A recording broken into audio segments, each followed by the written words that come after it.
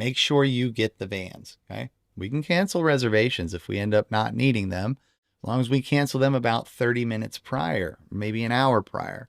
That way, the renter can still rent out to some other people and we don't burn any bridges.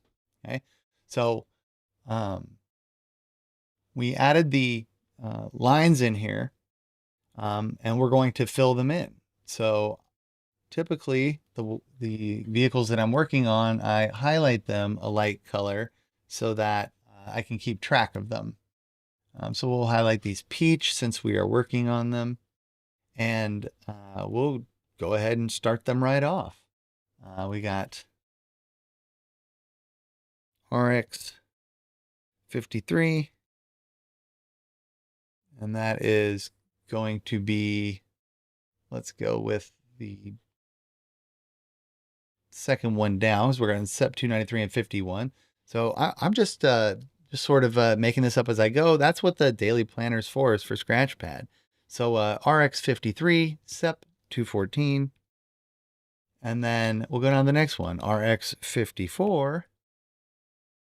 And that will be P2070.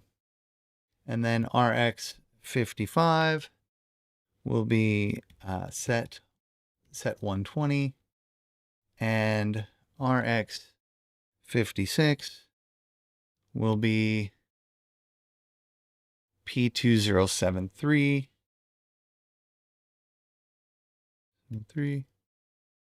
And then RX 57 will be SEP 292. And just like that. Now, when we put these XLs in here, you'll see that number at the bottom went above the target to 61. Now, if we take out 23, just in case, and 27 and 28 looks like it can be used, but it's kind of cutting it close. So we've got ourselves a little bit of a budget above the target, and I think that this will be okay and give us a little bit of a flexibility going in tomorrow. With a route increase of this high of a percentage, 35% overnight, unexpected, all the rest of the DSPs in the station are also experiencing influx. So the amount of requests that go to the LMR program or to the nearby rental providers just bumps up right away. So they may end up doling out the vans, splitting the number that they have amongst the people that they have requesting large amounts.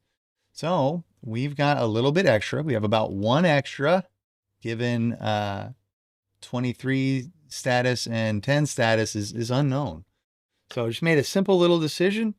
If you need more information, you go over to Asana and you come over to the dashboard and you look. Okay, shoot, what is going on with 3? Where are we at on the status with that? And you can go and look and get the information that you need and see right where we're at. Oh yeah, it's looking like this one's not going to be back. RX27. Okay.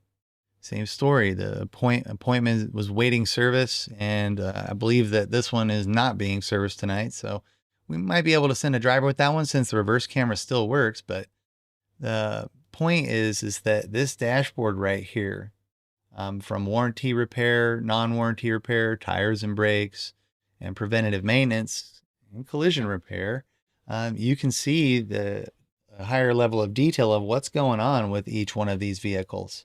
This daily planner just sort of shows you, a summary. Okay.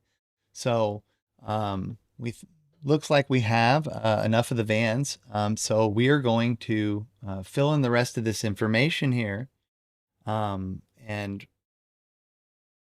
proceed on with inputting this vehicles into our system and getting this ready to rock for tomorrow, so that you have less things to do in the morning when you get in.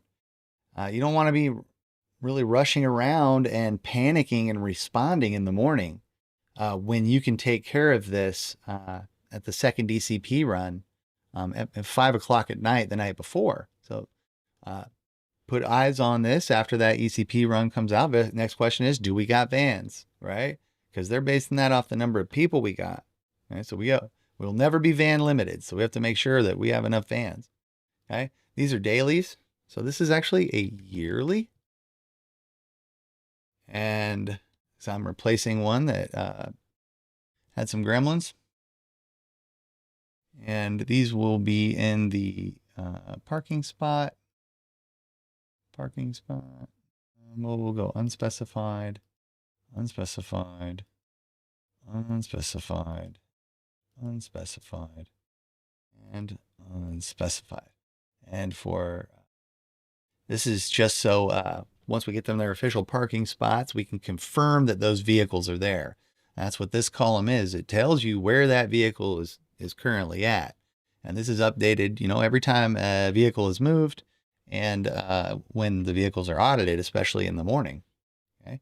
So we've got these vehicles input into the daily planner first and to the fleet planner. So that's daily planner and fleet planner down here at the bottom. Now, the next step is to make sure that these vehicles are in DSP Workplace and Cortex. So in DSP Workplace, you go to the vehicles page. That's company management vehicles, sort. And you've got a couple of vehicles that may have been in our archive that we've had before, like SEP 293. So if we search SEP 293 and hit enter, you can see, oh, there it is right there. This vehicle is currently showing inactive. We have not picked it up yet. We did return it the other day. So this is one that will be easy to input. Just got to find it. So SEP 214, you can see that this vehicle is not showing up here, but we have to throw a filter on it because it was archived. That's what we do when we return the vehicles with no intention of renting it in the future. Now, once this is archived, we can turn this to inactive and then put a little note, rent. And now that vehicle will show up in our vehicle list, but it will be inactive. And the next one is P2070, P2070. And let's go ahead and hit filter and archived, apply filters. And maybe we need to clear this and then go to P2070. And I know I've rented this van before, so I'm thinking maybe I just needed to restart this filter. And then now let's go apply filters. And then now let's hit that. That is bizarre. I don't know why that one's not showing up. Filter, archived, all non-archived, apply filters. All right. Let's go 2070 and search, filter, all archived, and apply filters. No?